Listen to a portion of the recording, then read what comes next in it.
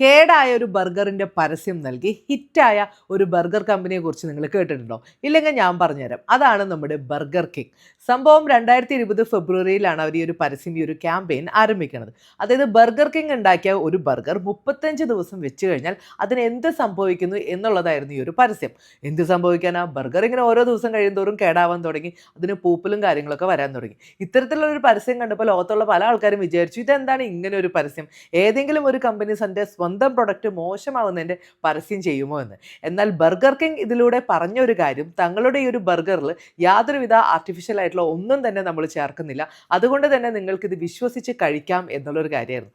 അങ്ങനെ വന്ന സമയത്ത് ആളുകളെല്ലാം ഇതിനെക്കുറിച്ച് ചിന്തിച്ചു ആൻഡ് ഈ ഒരു ബ്രാൻഡിനെ കുറിച്ച് സംസാരിക്കാൻ തുടങ്ങി. അങ്ങനെ ബർഗർ കിങ് ആളുകൾക്കിടയിൽ ഫെമിലിയർ ആയി എന്നുള്ളതാണ്. അപ്പോൾ ഇത്തരത്തിൽ വിചിത്രമായ ഒരു പരസ്യം കൊണ്ട് ആക്ച്വലി ബർഗർ കിങ് നമ്മളെ പഠിപ്പിക്കുന്ന ഒരു കാര്യമുണ്ട്. അതായത് ബിസിനസ്സിൽ സക്സസ് ഉണ്ടാവണമെങ്കിൽ ഇത്തരത്തിൽ റിസ്കുകൾ എടുക്കണം എന്നുള്ളൊരു കാര്യം.